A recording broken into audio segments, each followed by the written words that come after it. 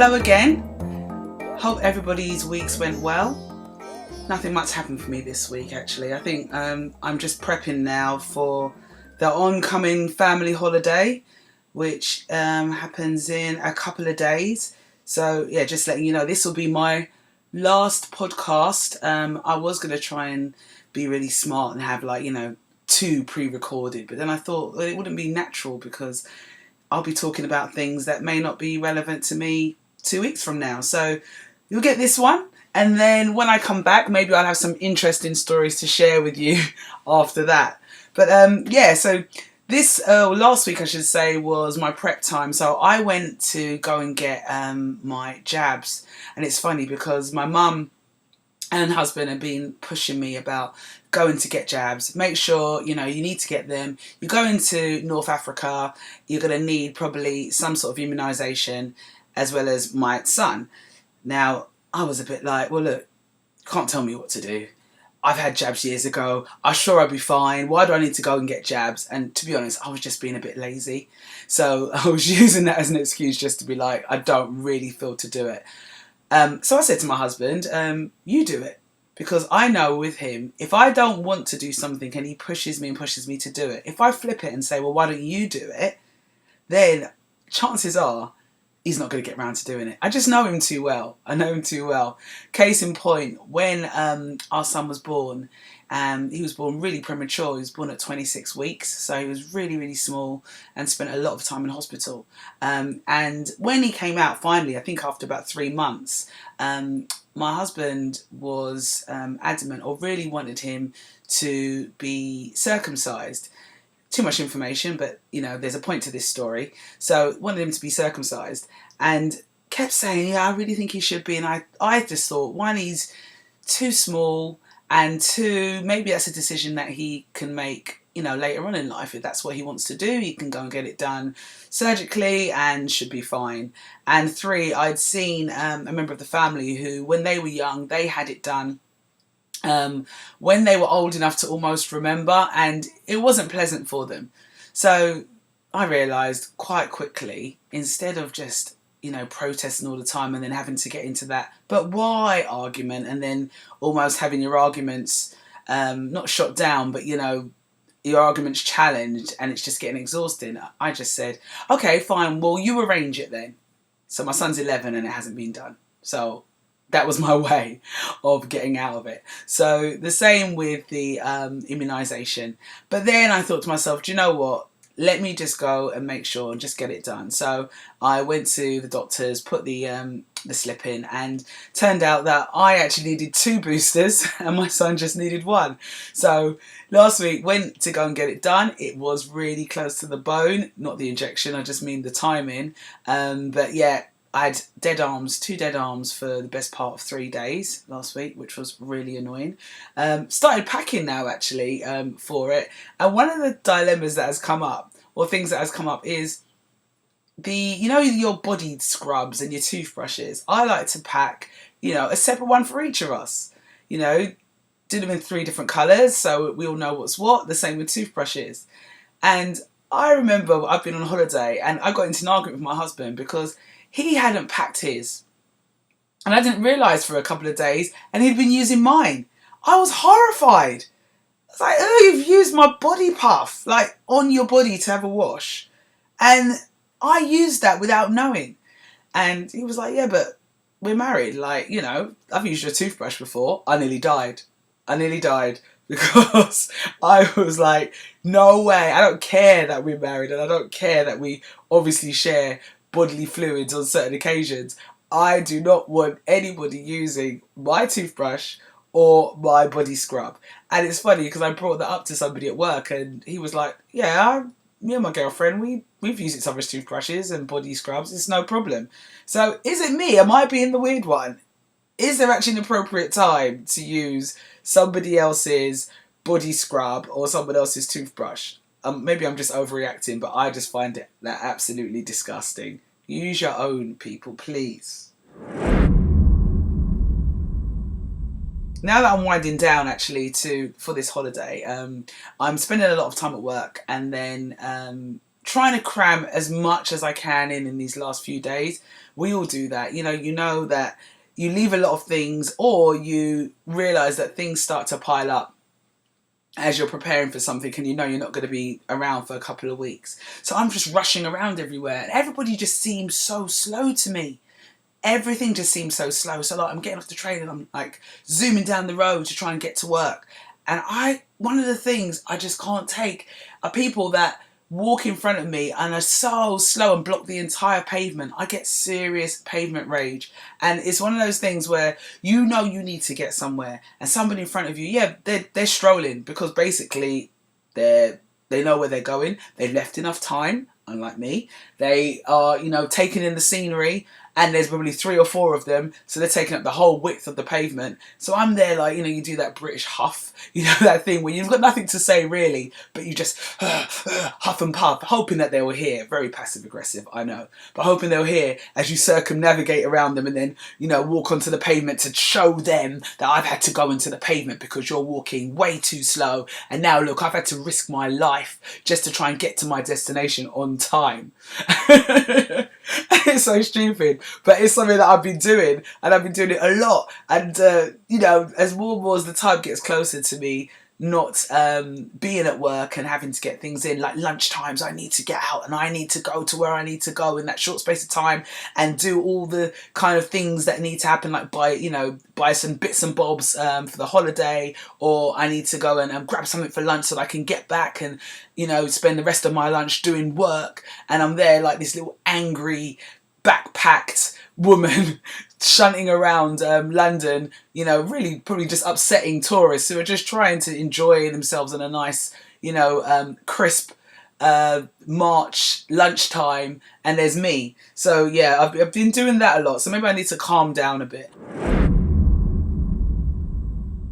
I seem to do that a lot in the car as well. So you leave things to the last minute, doing the breakfast stuff, and then you zoom out the door, and I'm in the car. And it always seems like, when you're late, or when you haven't got enough time or finite time to get somewhere, everything comes in your way. All the traffic lights are red. There's roadworks. There's always that one car that swings out in front of you on that lovely clear road, swings out and then starts to do 20 miles an hour, and it's a 40-mile-an-hour road because they're all right and you can't get round them, and it just makes the anxiety heighten because you need to get where you're going, and every single obstacle is being put in your way. It's almost like the universe is trying to find a way to stop you from getting where you need to go. And this happened to me. I dropped my son at school. I needed to be somewhere with my mum. So me and mum needed to first go along to my exercise class, and then from there take her car to be serviced, which was like in another town. So that would have been a good hour drive. So first things first, tried to get my son to school. Traffic everywhere. It was just backed up. I think it was dustbin day as well. And you know how it is with dustbin day. All of the, the lorries are out and they're just stopping in the middle of the road and just causing traffic for no reason. So I had that problem. Got my son to school, literally threw him out the car for him to get where he needed to go. He was on time, but I was like, just go. I need to get where I'm going to the next, the next spot. Then me and mum then start trying to make our way to another small town for my exercise class. And the first part that we took, they blocked the road because there were things going on. So we had to do a reroute. And as we rerouted and I got myself to the other part, there was an accident. So that was blocked off by the police. So there was no prior warning. You got there and you got, the police car literally blocking the road. No one can go, so I had to go round. Oh my God, I was getting stressed. So got hold of my teacher, told her, look, I'm going to be late. And you know how you do it.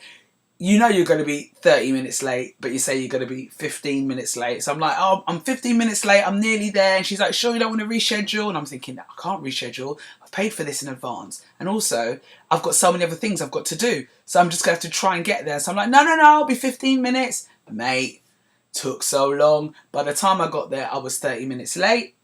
Calmed myself down, did the exercise, but obviously that shunted onto the time for when my mum had her appointment at this other place.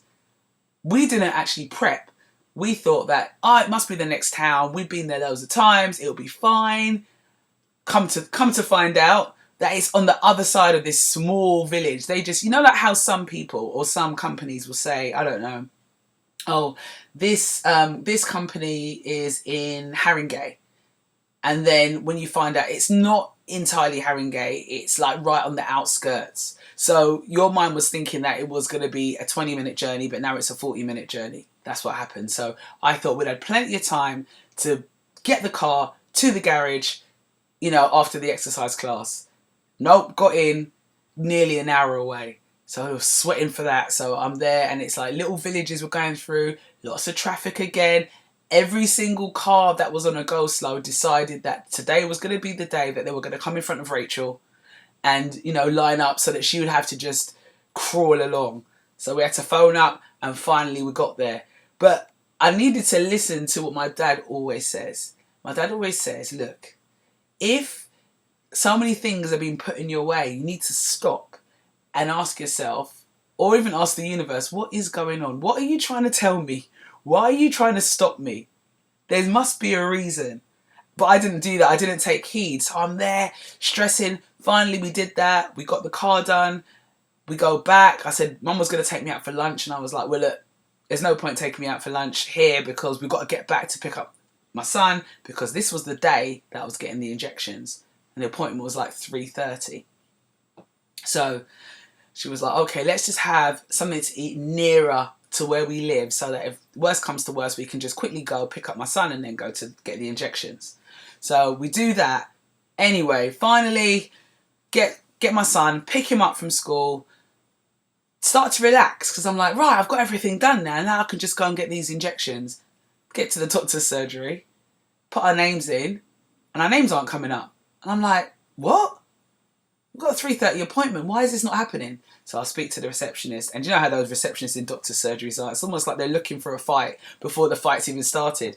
So I was like, I've just put my name in and it's not coming up. But we've got an appointment for today. She was like, well, actually, it was at 3 o'clock and it's now 3:30. I don't think they're going to see you. But it's almost like she had absolute glee in telling me this. Glee. Because, you know, she just couldn't wait to actually have beef with somebody. But I thought, you know what, I'm not even going to let that, you know, get me. That's just how a lot of those receptionists are. Those ladies, it's like they've got no drama all day and any opportunity to make it gets them excited. So I was like, okay. So she gets on the phone in front of me and phones the through to like the nurse's room. And in front of me, she's talking. I have them here, but they're late. Should I just tell them to make another appointment? And then there's silence because obviously the nurse on the other end of the line knows when we're going away. So she's probably thinking, well, this is the last chance they've got. So the nurse probably comes back and says, no, I'll see them. So the woman's face almost falls like, oh, you know, I really wanted to get one over on them. So she's like, yeah, she'll see you now. And we went in and the injections took about 5 minutes, if that, with small talk mixed in as well. And that was for 2 of us. She was literally bish, bash, bosh, and we were out. So there was no problem for it. But it just goes to show the catalogue from the day, from the start, we were doing all this running around and craziness to only be late. And maybe right at the start, if I bothered to sit without rushing and look at my calendar properly and assess the day, I would have realised that, you know, I had an appointment at 3 and maybe did some rearrangements. I mean, it all worked out in the end, but undue stress, my adrenaline levels were so high. And then obviously I had the lovely receptionist that was trying to almost be the final straw, but I didn't let it happen. So I was quite proud of myself there. Speaking of authority or, you know, people that are in positions where they can not lord it over you, but, you know, they feel quite important about things, like the lady in the doctor's surgery. I don't have a problem with authority. I almost have a reverence for authority that I think has come from when I was at school. You know, I've already said before, you know, my background is West Indian and you've always been brought up to respect your elders and respect people in authority. So, you know, if teachers were telling me off or there was a problem with teachers, one, I would not get myself in trouble because I don't want to face the wrath when I get home. But 2, I was brought up to respect them and I knew that no matter what I said, my parents would support the teachers over me. So I'll give you an example. When I was in secondary school, there was this incident where we had exercise books. You know those like maths exercise books, the ones that they're fresh and they're clear and nothing's been written in them. Remember, this is like late 80s, 90s. These kind of things got us excited as girls at school. So a fresh batch of maths exercise books came. And I can't remember who it was, but we were like, let's take the exercise books. It's great. Fresh exercise books to take home. Brilliant. Let's nick them, basically. And I think it was one or two girls, and then it just got to too many of us. So it became apparent when we all took them that obviously they were all gone. I think if one or two of us had done it, teachers wouldn't have noticed. So one of the strictest teachers came in and was like, right, we've just delivered a whole batch of exercise books and they've all gone.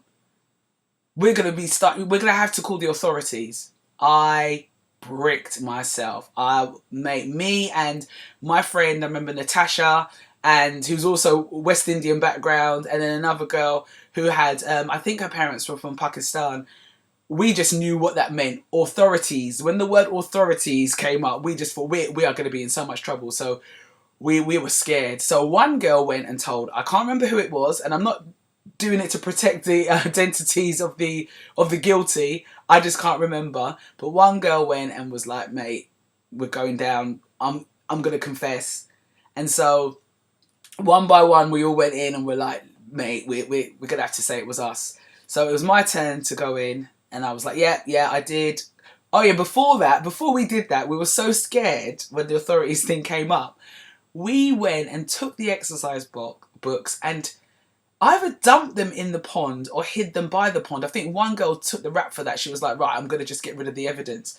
Which, thinking about it now, if we just returned them, we probably wouldn't have been in as much trouble. But I think the books were destroyed because they got chucked in the school pond because we just panicked. So anyway, it was my turn and I confessed and I said, yeah, I was part of the group of girls that, stole the exercise books. And the teacher said, well, we're going to tell your parents. We're going to write a letter to your parents. Oh my God, my life could have been over. Could have been over. So I went home like I would. Most smarter kids, or most kids that are braver, let's say, would have thought, let me just gauge it. Let me see if they actually go through with it and tell my parents, But me, no. I need to tell my parents now, because if they find out before I tell them, the trouble will be worse. So I went home and I told my mum and dad exactly what happened, exactly what I did, and that, the teacher was going to be contacting them. Funny enough, the teacher never did. Anyway, it was either the next day or the day after, and some of my friends still remember this. I bet my dad won't remember. If he hears this, he probably won't remember. But I remember because, like I said last week, certain things happen in your life when you're young that have a huge impact on you that may not necessarily have an impact on adults at the time. So anyway, my dad comes, takes me to school. Like a lot of the times he used to drive me to school. This is secondary school. So he marches me. I still remember the corridor. I'm actually visualizing it right now. Marches down the corridor with me in the morning, and all my friends are like in the class and they've all got their heads outside the class like, oh God, is that Rachel's dad? Rachel's in trouble. Marches up to the teacher, and I think it was the deputy head, and he said to her, and I still remember these lines to this day, he said, whatever you see fit to do to Rachel, I will support you. And that just solidified in my mind, authority, teachers in authority, your parents work with the teachers, you have to respect them. They're going to basically support each other. It's not like a woe is me, they're going to support each other. It's just like, yes, this is your learning. You can't get one over on the teachers. I think my punishment was scrubbing the halls and, doing that for a couple of days. I remember that. And I think I got detention. So it wasn't to the point of expulsion. In my mind, gosh, I was such a boff. If I got expelled or excluded, it would have been the end of my life. Oh my God, it would have been over. So, looking back retrospectively, I got off very lightly. This just goes to my point about respecting teachers. And it's funny because we're actually going away on holiday a day and a few hours before the end of school. So we're going away on the Wednesday, I believe it is, the Wednesday, and my son's school breaks up on the Friday at 12 o'clock. Don't ask me, it's just, I don't get it. 12 o'clock, so they literally, they have to wear full uniform. So they wear full uniform, you drop them in at school, and by the time you get home and maybe shuffle a few pillows about and run the hoover over something, you've got to go back and get them. But I knew, and it's my fault, I knew that, I have to let them know that, I'm taking my son out of school. Other parents or other people, and I'm sure you guys listening would have no problem doing that. No problem being like, look, it's my child. I'm taking my child out of school, and that's the end of that. And, I'll write a letter, etc., etc. It's a day and a bit. It's fine. For me, I've been putting it off for ages because it goes back to them being teachers. So I'm like, I've got to ask for permission, but do I need to ask for it now? And I've found every excuse to put off when I ask for permission. So anyway, one of my work colleagues, she was just like, what are you doing? Just send them an email and say, you're taking your child out of school. I mean, when you look at it, it's a day and a bit. It's fine. So I was like, right. And she was like, do it now. So I was like, right, I'm going to do it now. So I sat there and I wrote this email, and I tried to be very assumptive, assumptive closing, as they say in sales, almost like, I'm just letting you know. So I did like, hello, dear Mr. So-and-so, my son will be going out on holiday with his parents and grandmother on the X date, and although he'll be missing a day and a few hours from school, we will endeavour to make sure that he is kept up to date with all the homework, and we'll have that delivered on time. Something to those kind of words. Press send. I was like, oh no. Anyway, I got a response back, and it was, dear Mrs. X, thank you for your email with regard to your son being, taken out for his holiday. I do note, however, that this appears to be more of a way of you informing me as opposed to asking for permission. And then it was something to say like, if you can, in future, we do want to make sure that children have 100% attendance, and please, just for administrative purposes, fill out the request for absence form that I have attached. So basically it was a slap on the wrist. Oh my God, I could have died. Other parents would just be like, meh, better to ask for forgiveness than permission. And they would just said, well, at least I'm going on holiday. It's fine. It's done. For me, I was like, I've got in trouble with the teacher. I've got in trouble. And then I went to my husband like, see, I had to do it and I got in trouble for this. My husband was like, oh my God, it's fine. So anyway, I left it a couple of days, and then I had to write back, and I was like, point taken, my apologies. This will not happen again in the future. Really like cap in hand. And I look at it now and I'm like, Rachel, you just basically you stated that you're taking your son out, and he came back and said, looks like you're trying to ask more, you're letting me know rather than permission. It's done. But yeah, I took it to heart. And now I'm like, no, next holiday I am not. And I don't care. I'm making sure that he is at school. And if I have to do it where he has to ask for permission, I'm going to do it at least 3 months in advance and have to have some really good excuse. Yeah, I am terrible when it comes to things like that. I'm very, very confident, and I have the ability to demonstrate authority in situations. But when it comes to things like teachers, it's like with my son's getting told off, I feel like it's me. It's terrible. One of the things I'm thinking about, or I think about a lot, is the fact that as I'm getting older, my habits, I always thought I was quite a really flexible person, but it's quite hard to change old habits. And I never thought I'd be that kind of person. I thought that, I'll be down with the kids, and if things need to change, I won't be like how when I look at maybe my mum, trying to learn something new, it's quite difficult, because you get to a certain time in your life where you've been doing something the same way, or you're being comfortable doing something the same way for many, many years. And then this person comes along to suggest a change, or something is implemented where you have to change, and it's quite uncomfortable and you're thrown out of your comfort zone. But I've always saw myself as someone who's like, yeah, I'll go with the flow. I'm easy with it. I mean, it's case in point in my job. You know, I've been used to working with traditional media for a long time, and now I'm getting involved in digital, and I'm really enjoying it, and it's something new. Basic things I'm finding hard to change. So I went to the dentist, oh gosh, it was like sometime last year when she first told me. So, you know, go to the dentist to get your checkups. I'm trying to do it where how the Americans do it. You know, you do your 6 month checkup, but also you do every 6 months a hygienist appointment as well. So, you know, you've got, you keep your oral hygiene up, and I'm trying to instill that in my son. One thing the dentist said is, from now on, do not rinse out the toothpaste in your mouth. So when you brush your teeth, you just have to literally, you know, wipe your mouth clean, and that's it. So I'm like, what?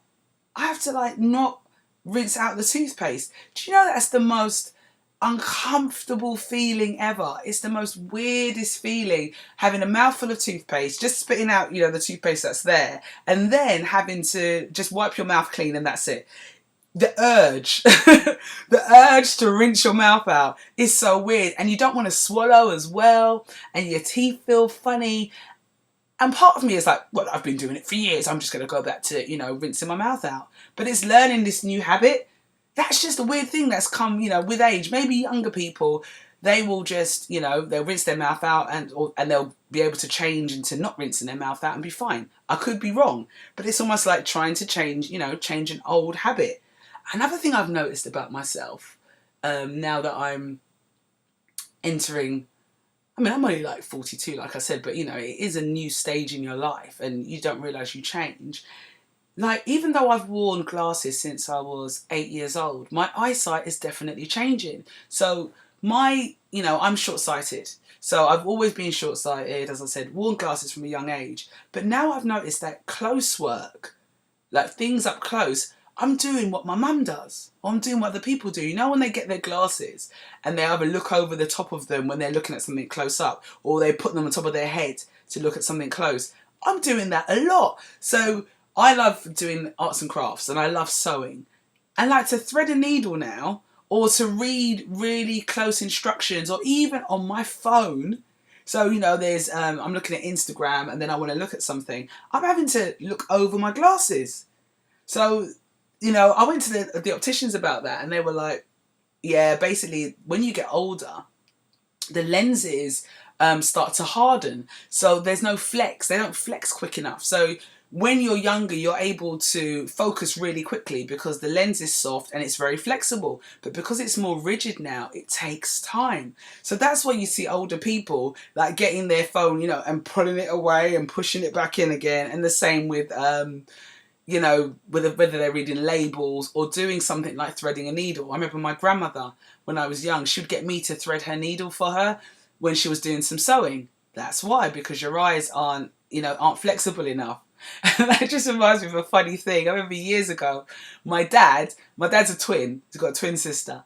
And they're always like, you know, jibing each other, and I find it quite entertaining, but also I love it because it just shows that the love that they have for each other as well, you know, that is still there after all these years. And I remember years ago, my auntie, I think she was at a point where she was not in denial, but she wasn't ready to accept that, you know, she needed glasses to look at things close up. I think there was something like that. And Dad, he was, and you know, when you're twins, you're probably going through the same things at exactly the same time. So Dad always never fails to remind her of their age and all the things that they're going through. So she was looking at something, and she was like really like stretching her arm out to hold it, to try and get the focus going. So obviously it was more long sight that she was trying to sort out. And then Dad said, "Why don't you put it on your foot? It'll be much better. You'll be able to read it better if it was on your foot." That's me, but the other way around. I need to almost push it to my nose so I can see what's going on. Another thing that's happening to me is what I call room amnesia or room dementia, where I will go in a room and forget what I went in there for. Or I'll go upstairs, and by the time I get upstairs, I can't remember, and I have to retrace everything. It's so frustrating. So you go up the stairs, and it's like, what did I come up here to get? And then you think, was it this and that? And I have to go back downstairs, almost like a crime, and retrace my steps to be able to remember, oh, that's it. I went upstairs because I wanted to get the charger for the phone, but I can't remember it once I'm up there. I think that's why secretly elder people get young people to go upstairs and get things for them. Because I've noticed my husband's doing that a lot with my son, sending him upstairs or downstairs to go and get things, because maybe he knows that by the time he makes that journey upstairs or downstairs, he's forgotten what he needs, and then he has to do a double back and then do it again. So yeah, I've noticed that I'm doing that a lot as well. I suppose it's all the things that come with age. Brain fog, not remembering things, not being able to, change old habits, your eyes blooming packing in. What's going on? I'm falling apart. I think I need an MOT. I think that's what I need. Maybe, in the future when everybody's going to be cyborgs, we'll just start bolting on extra bits and bobs. So forget plastic surgery to look good. You're just going to have to get all these extra add-ons or plugins just to make you function a bit better, because, jeez, I can't do it. This weekend was interesting. I travelled from where I live all the way down to Brighton. It was a long journey. It was about 3 hours. And I had to start the journey really early because I was meeting friends for about 1 o'clock. And it would have been a really nice, pleasant journey. Except there was this child. And this kid was on the train. And he kept doing this phrase. I can't remember it properly. I think it was bye-bye, bye-bye. 18 times. 18 times I counted him doing this damn phrase before I gave up. And I could hear it from my headphones. It was driving me mad. And no, adult was there to say, can you just stop? I think his mum was there, but maybe she just drowned it out. She was just I can't take it anymore. And his brother or friend that was with him thought it was hilarious. So maybe it was something they, like a catchphrase on the internet that was really funny. But the kid was just going over and over a minimum of 18 times. Why do some kids do that? My son does stuff like that. When he finds something really funny with his friends, they'll just repeat it till the cows come home and they don't get tired of it. But it's around you, you're can you just be quiet, please? Can you just shut up, please? And I think you just look like the grumpy adult. When you were little, the things that you did that were really fun were the things that really annoyed the grown-ups. So I remember my granny, when I was young, we'd go and stay with her, my dad's mum. And there wasn't really much to do there because, it was her house. She was an elderly woman, and really she was doing my parents a favour by looking after her grandchild. These are her times when she just wants to relax, and she's done her time looking after kids, and now she's got these kids ramping up and down in her house. So you'd be there, and any kind of entertainment that you'd make for yourself, so whether your other cousin came along or you'd do it, on your lonesome, in your mind, it was why is she being a player hater? Obviously, player hater wasn't the term back then, but why is she ruining my fun? I found out that, it's fun to go to 3 steps on the stairs and jump off, and you started to make entertainment for yourself for that. And she'd be like, stop the noise! Stop the ramping! All the time. And then you have to go and sit and be quiet. Or the case in point when you'd go out, to your aunties, and then a few of your cousins would get together, and it was boring because the adults have found something really fun to do. They're there drinking and laughing and talking, and that doesn't suit you as a 7, 8 or 9-year-old. So between you'd come up with some little game where you're running up and down in the house, and you run up and down the stairs, or you're going in the front room, the room that you're not supposed to go in because that room is for visitors only. But you're there just burning up the place because you've got energy as a kid and you're bored. And then you'd have some grown-up coming out telling you, can you stop ramping? You don't run up and down too much. Sit down, quiet yourself. Or as my dad used to say, let me ears nyam grass. So they want you to be quiet and sit down. And you're thinking, why are you upsetting my play? But now I'm older, I realise that constant noise from children is really annoying. There must be a switch in your head that you get, in your brain, when you get older, that just wants peace, just wants tranquility and calm. And you can't take all this noise and this shouting. And, children's voices operate at a higher range than an adult voice. Our voices get deeper as we get older. Children's voices are high. So they're shrill and they're energetic and they like to repeat themselves. And it just grates you. But it must be something that switches when you get older. So please forgive me, children, that I'm turning into the grumpy older lady that shoots you, evil looks or tuts, or, when my son's making noise with his friends, I just want them to stop. Please forgive me. It's just something that's coming with age. I'm trying to work on it. I really am. Well, look, I'm coming to the end of this week's podcast. It's funny that this time it's gone by really quickly.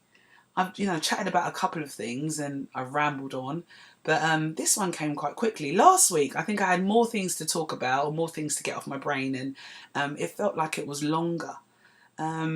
So, every week I want you to try and remember something. So, the thing that I've learned, like I said before, is don't rush around for nothing.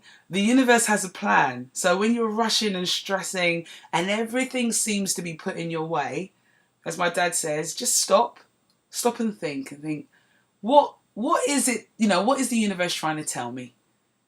Why do I need to stop? Do I need to get to that destination for that time? Or is there a reason that I need to get there later? Or should I be somewhere else? So just stop and think. And that's all. So as I end this podcast, and you won't hear from me for 2 weeks, I'm wishing you all well, and I hope that you have, once again, good mental health, and take that time to relax and think, and don't be like me and let little things annoy you. Little things that are around you, like pavement rage and screaming children.